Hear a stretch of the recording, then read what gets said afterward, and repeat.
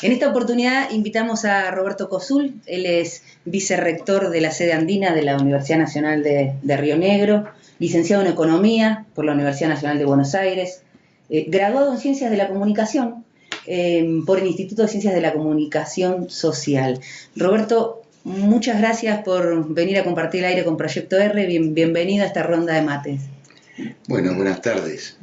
A disposición para lo que quieras preguntar, siempre y cuando lo puedas responder. Está muy bien. No, que nosotras queremos conocer un poco a la persona. Primero se me ocurre decir, conocer dónde naciste, cómo llegaste a Bariloche, hace cuánto vivís acá. Bien, o sea, nací en Florida, provincia de Buenos Aires. Viví en Buenos Aires hasta el año 1977. Ya casado y con un hijo. Luego me fui a vivir a Venezuela hasta el año 1986, cuando regresé a través de un largo intercambio en ese momento con Carlos Malman y con Oscar Nudler, después únicamente con Oscar Nudler, quien me proponía trabajar en la Fundación Bariloche en un proyecto que se llamaba Aspectos Económicos del Desarrollo Humano de la Universidad, financiado, mejor dicho, por una red en la que estaba la Fundación Bariloche, que tenía que ver con la Universidad de Naciones Unidas con sede en Tokio.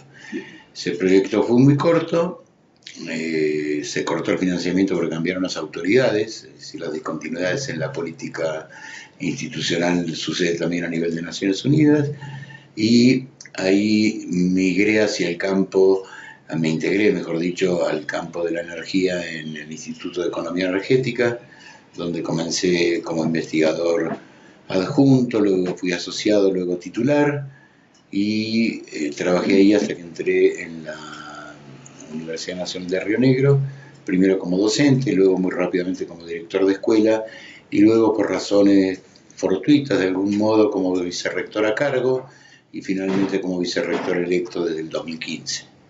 Esa es abreviadamente mi trayectoria. En Buenos Aires trabajaba en la Oficina de Naciones Unidas de la CEPAL, en un proyecto que era estilos de desarrollo a largo plazo, simulación con modelos matemáticos, y era muy interesante porque era un proyecto muy prometedor. En el momento que se planteó eso, en el mundo estaban planteando el modelo mundial, digamos, de los límites del crecimiento, y como alternativa a eso la respuesta de la Fundación Bariloche, y desde un grupo alternativo en la CEPAL empezamos a trabajar con los primeros modelos matemáticos que hoy son corrientes para la construcción de escenarios futuros, digamos, ¿no? Sí.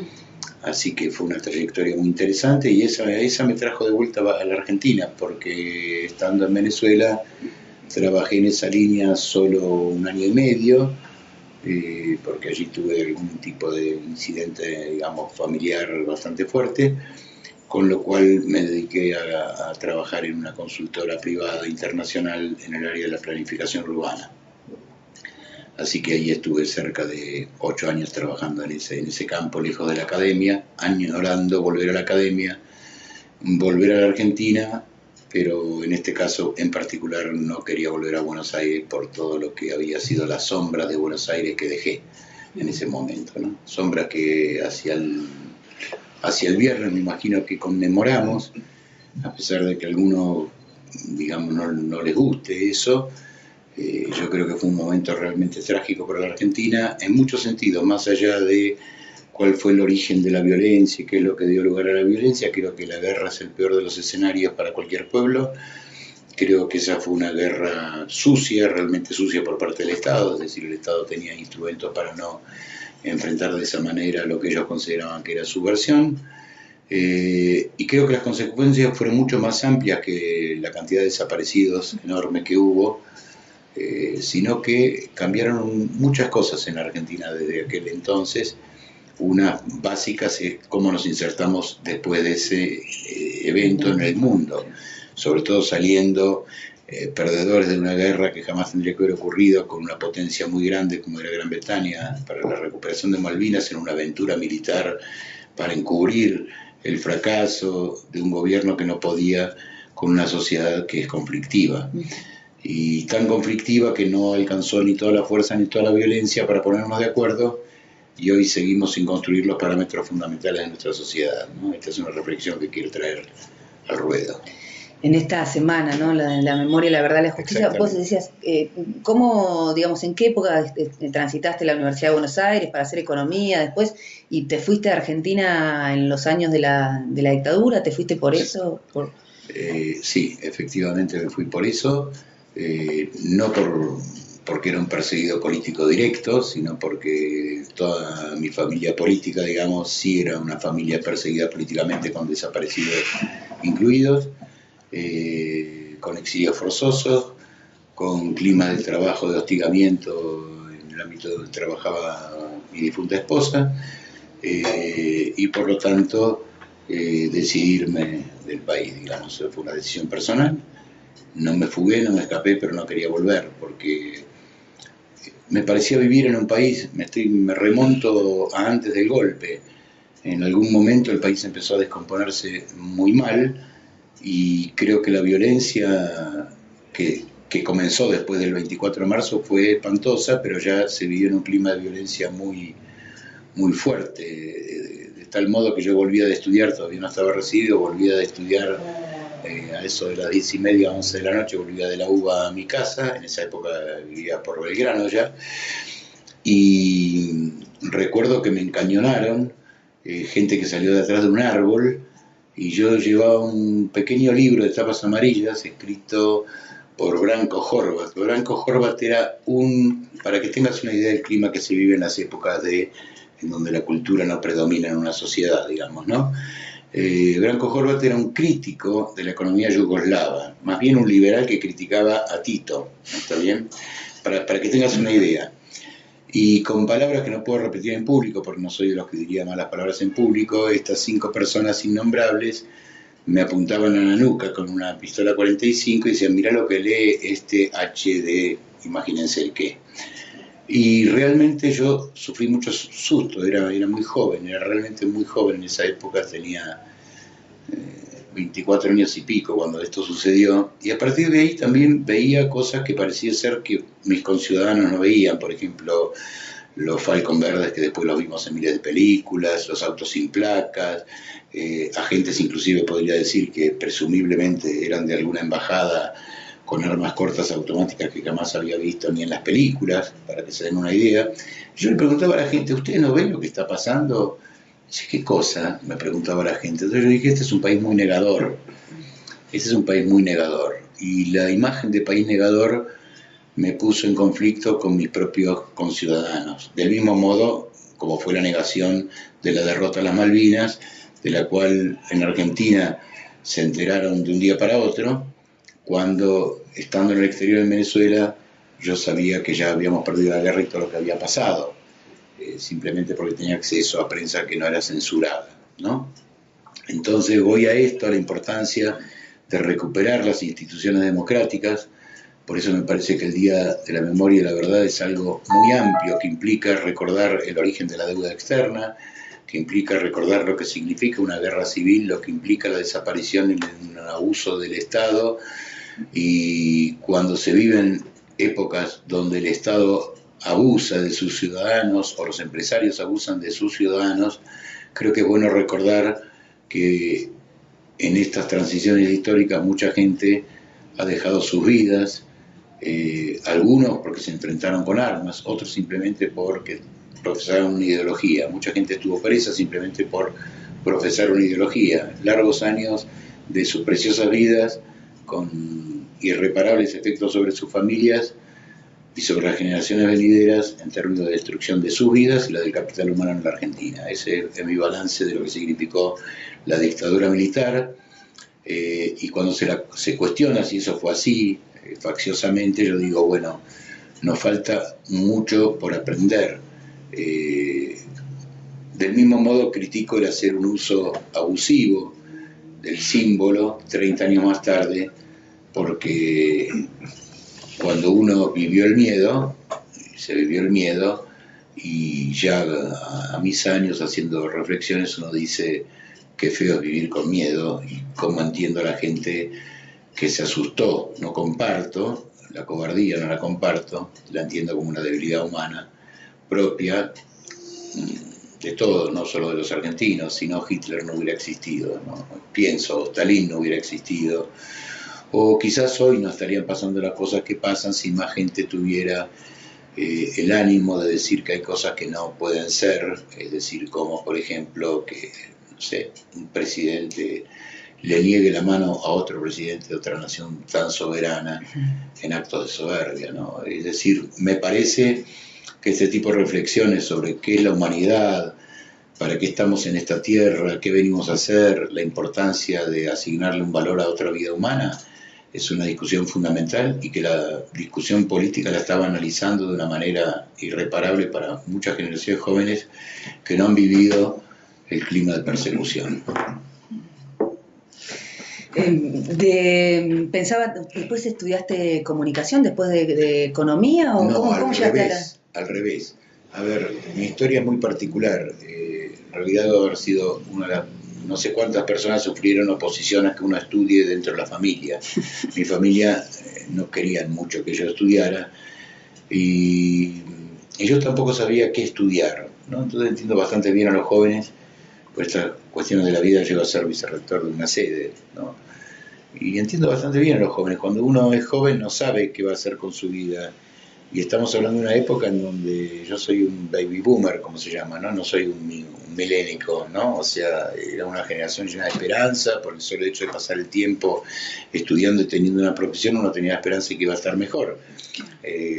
Trabajando en cualquier sector, la antigüedad importaba, las horas extras importaban, en una época de 40 horas a la semana, 40 años de vida, ¿no? Ese era el estado del bienestar en aquellos tiempos, así que esa era la expectativa, y a pesar de eso no sabía cómo insertarme, es decir, qué era lo que realmente me gustaba. Mi madre decía, serías un buen ingeniero, porque en su imaginario de inmigrante me veía desarmar piezas y rearmarlas con facilidad, pero yo, digamos, no tenía idea de lo que hacía un ingeniero, porque mi padre era comerciante, y mi padre quería que fuera comerciante, así que cuando decidí estudiar comunicación social, lo hice de algún modo, a ver cómo diría, por ciertos consejos que recibía de amigos, de gente que había empezado a estudiar esa carrera, que había hecho la secundaria conmigo, de la que entonces era mi novia y que después fue la madre de mis primeros hijos, digamos, y que después falleció.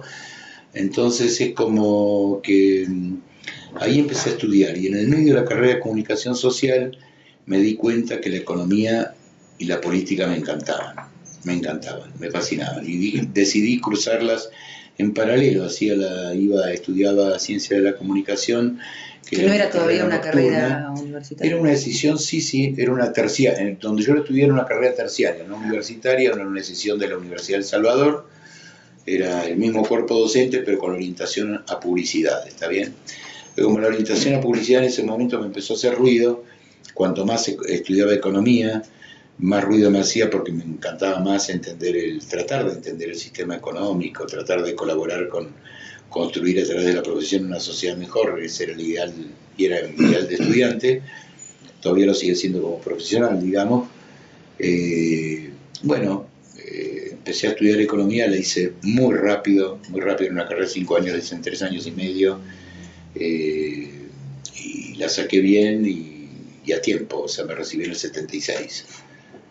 Y no la robé, estudié. No la robé, estudié. Me quedaron muchas cosas por estudiar. Siempre recuerdo que una forma, digamos, lógica de enfrentar los exámenes era con los apuntes, ¿no? Los apuntes eran una síntesis de lo que se daba en clase, y que los libros más grandes me los compraba para leerlos algún día. Me acuerdo de eso, ¿no? Lo que es cuando uno encuentra la beta de lo que le gusta.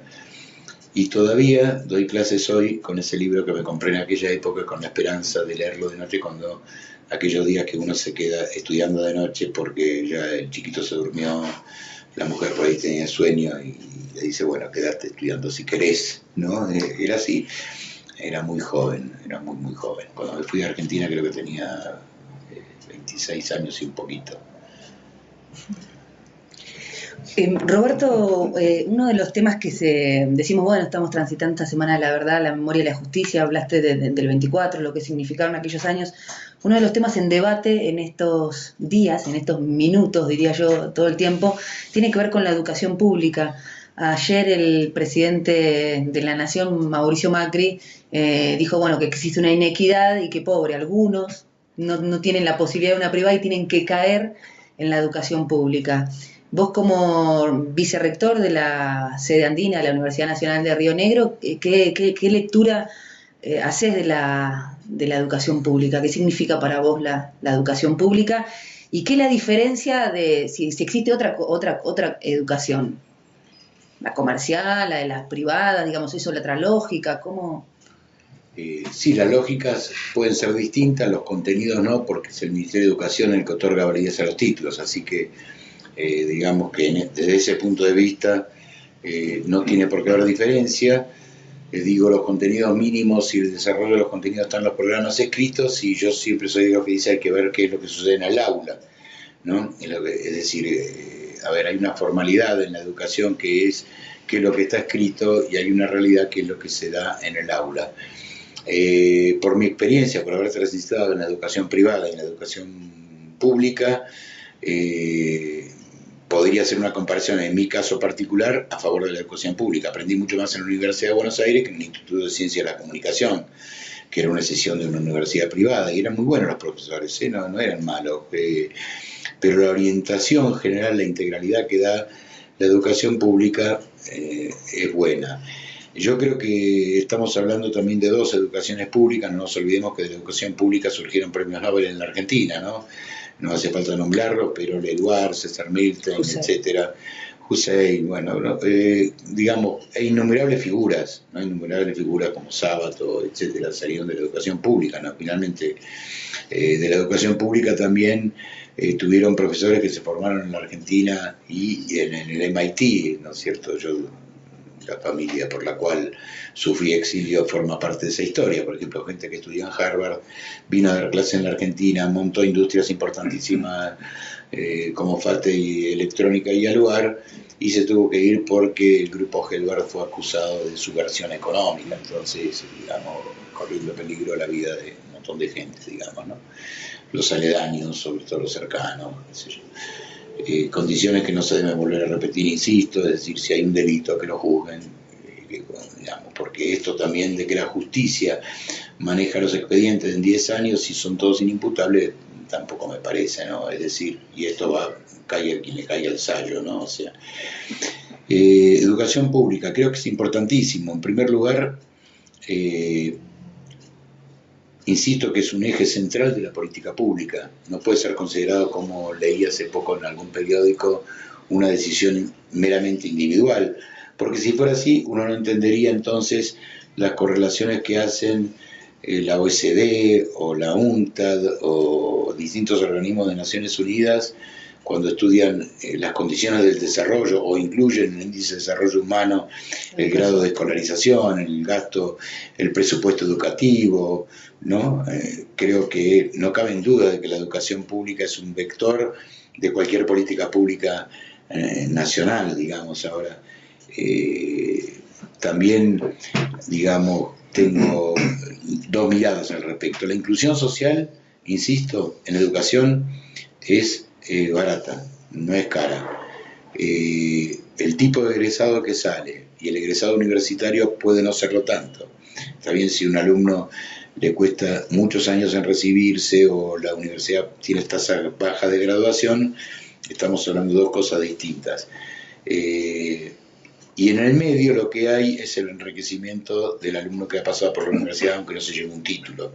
Entonces digo, si tengo que optar por los dos extremos de cálculo, opto por cuánto cuesta la inclusión, digo, la inclusión es barata, entonces no tiene sentido esta discusión que se da en torno a la discusión pública, si no fuera por la restricción en el presupuesto público. Pero entonces, bueno, blanqueemos cuál es el tema de fondo, si hay problemas de financiamiento del sector público, cuáles son los objetivos de la política pública, y si pagarle subsidios enormes todavía al sector energético, a las empresas energéticas, digamos, que es un tema que conozco bien, ¿no? En el caso del petróleo estamos pagando barril criollo, en el caso del gas estamos pagando criollo, sin un panorama claro de si las inversiones están aumentando o no están aumentando. Más bien todas las señales que tengo son de que no están aumentando, por lo tanto hay una pura transferencia de renta, por lo tanto hay un puro uso del endeudamiento externo y del aumento del gasto público vinculado a la energía, y entonces hay que restringir el gasto público en educación. Son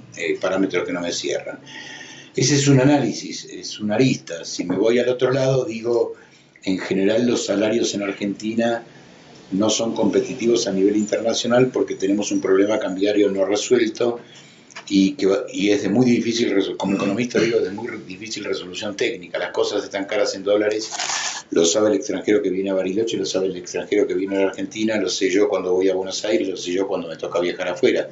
Es decir, las cosas en dólares están caras y el salario también está caro. Ahora, el salario está caro en dólares, pero a algunos no les alcanza, entonces la solución tampoco es ir a unas paritarias miserables, ¿no? Entonces, es un tema de altísima complejidad para el cual la sociedad argentina me parece que todavía no ha madurado lo suficiente como para enfrentarlo con un programa de políticas articuladas todas juntas y no las sectoriales una separada de las otras. Por ejemplo, ¿cómo me imagino un país? Me imagino un país que define sus políticas productivas, entre ellas las de servicios, las industriales, las subsectoriales, ¿qué industria? Mercado interno, mercado externo, podemos, no podemos. Servicios, ¿qué servicios? Servicios de alta sofisticación, servicios medianos. Y luego, a partir de esa definición de país, viene la política de investigación en ciencia y tecnología, qué es lo que debo apoyar. Y luego de ahí vienen las políticas de admisión de los investigadores, y luego de ahí vienen también las políticas de qué carreras incentivar, ¿no? Y entonces ahí estamos teniendo políticas públicas bien orientadas en todos los vectores. Podemos discutir si hay que ajustar el gasto público porque se hace insostenible desde el punto de vista del financiamiento, podemos discutirlo con transparencia, y a partir de ese vector construir una sociedad menos enfrentada y más real, una sociedad enfrentada, decía el Martín Fierro, mientras los hermanos se pelean, se los devoran los de afuera, y aunque parezca de perogrullo esta verdad, creo que las falsas contradicciones no nos han llevado por buenos caminos, nos han hecho ir por el túnel, es decir, el túnel de dos manos, en donde cuando llegamos a la punta del túnel que parecíamos que teníamos la luz verde, nos ponen la luz roja, y nos da el síndrome de Murphy, es decir, vayamos para atrás por el otro canal. Cuando llegamos al otro canal, está verde, verde, apuramos, apretamos el acelerador muy rápido y se nos pone rojo nuevamente, marcha atrás, y estamos en el mismo lugar, en una Argentina pendular, sobre la cual hablé el año pasado a inicios, porque me parece que estamos todavía en una polarización poco fructífera. Puede que no en términos de lucha política clásica, de toma de poder, pero yo vengo de una escuela en la que me decían, ¿el poder para qué? Primero pensemos el poder para qué y luego lo ejercemos. Si el poder es para vanagloriarse, para enriquecerse, bueno, está bien, es una ambición humana más, pero hagámoslo explícito entonces que no se trata de servidores públicos.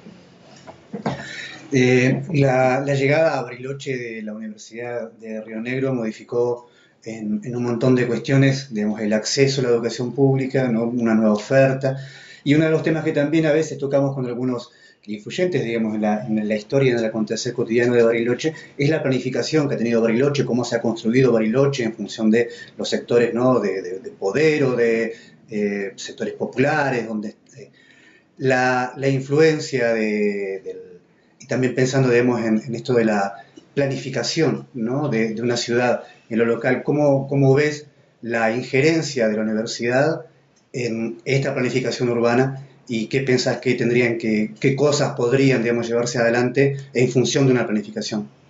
Bien, a ver, los aportes de la universidad en ese campo no son específicos porque no tenemos una carrera de planificación urbana, pero sí tenemos suficientes especialistas como para colaborar en determinados sectores. Por ejemplo, en la definición del plan turismo sustentable de la ciudad, que mañana la universidad va a firmar con el intendente Gustavo Genuso, digamos, un convenio de asistencia técnica para la elaboración de ese plan en el plazo de 5 meses, está conformado el equipo.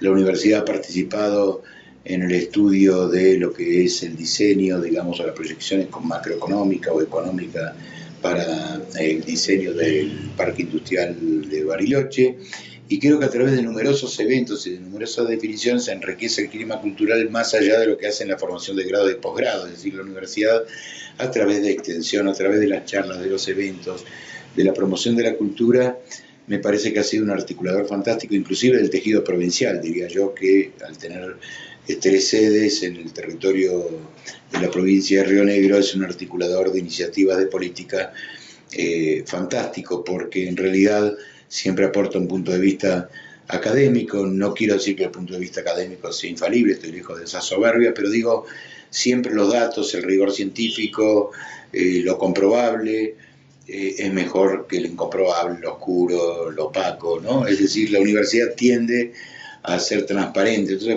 cuando a veces se combate la universidad pública, me pregunto si en el fondo no están combatiendo lo que la universidad aporta en términos de transparencia, ¿no? En términos de transparencia a la comunidad, es decir, cuando se le acusa de tantas cosas o de que ha sido nido de esto, de aquello, bueno, que se compruebe en hechos fehacientes y que sean penalizados aquellos que deben serlo, pero quiero decir, cuando se denigra una imagen en general, el objetivo político seguramente es particular y es reducir por una parte el gasto público y por el otro denigrar los saberes que genera la universidad pública, porque le dan transparencia a temas que mejor deberían quedar en la oscuridad, porque en la oscuridad se hacen negocios mucho más, si no, no existirían, digamos, fondos buitres, no existirían paraísos fiscales, no existiría evasión fiscal, no existiría la subdeclaración, no existiría la falsación. Nosotros como empleados públicos somos los más auditables de todos, nos cuentan las costillas todo el tiempo. Así que no sé si te he contestado bien a lo que vos querías, digamos, preguntar, porque a veces puedo irme por las ramas, es un defecto.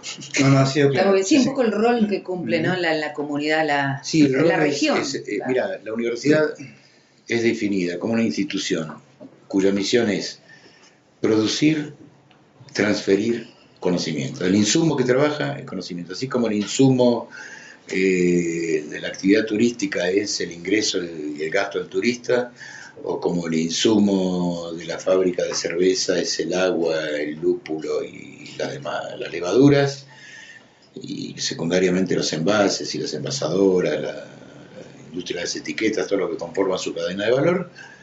La universidad trabaja con conocimiento, es decir, produce conocimiento a través de la investigación, lo difunde a través de la extensión y de la docencia de grado y posgrado, forma recursos humanos.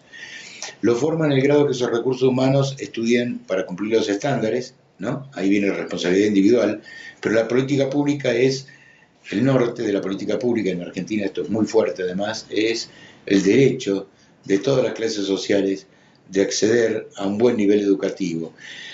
Si no fuera así, fíjate qué cosa curiosa, ¿no? Yo no tengo una formación fuerte en historia de la educación.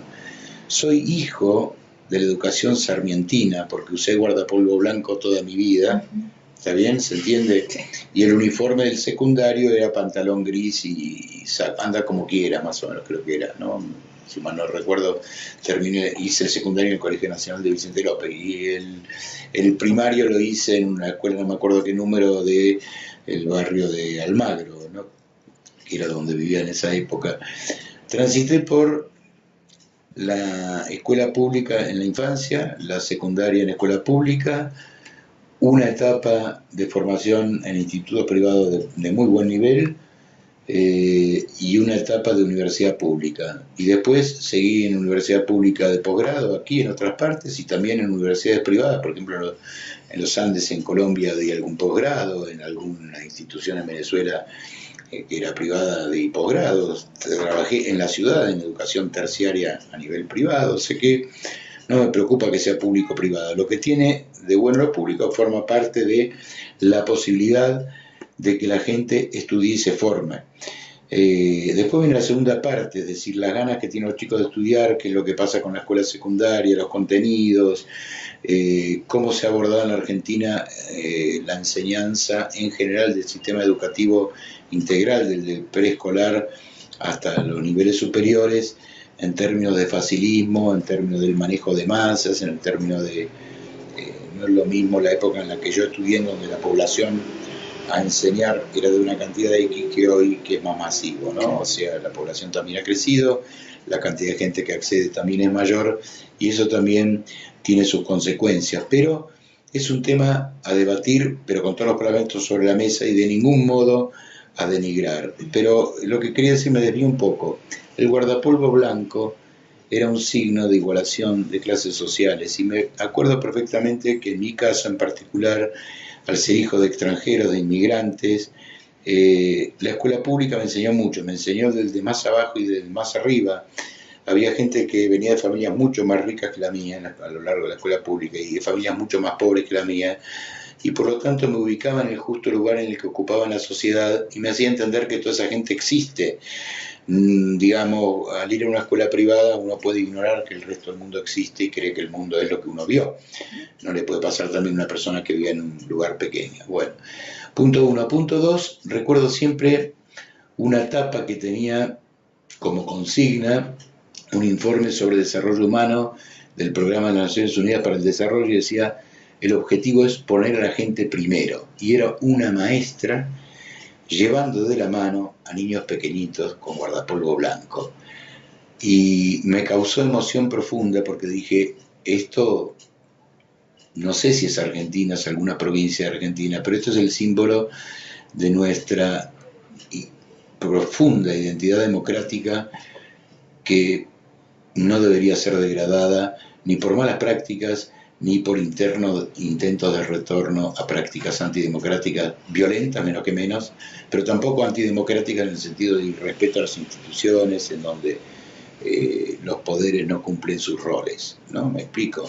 Es decir, estamos en una república con división de poderes, la división de poderes debe ser respetada, y hoy lo que estamos viendo es que los poderes corporativos los corporativos incluyen a los sindicatos también. Okay. Entonces, creo que tenemos un largo debate como para construir sociedad.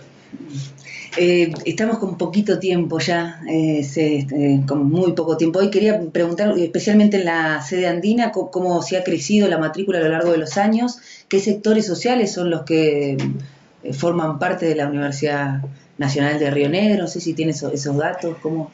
Como datos, sí, los datos en números los tengo. La masa de alumnos, siempre lo digo, es aproximadamente unos 2.700 a 3.000 alumnos. Los inscriptos por año siguen rondando el orden de los 1.000. De esos inscriptos podemos retener una cantidad menor que la deseada, es decir, mucha gente hace abandonos muy tempranos, hay poca tolerancia al fracaso. ¿Y los egresados?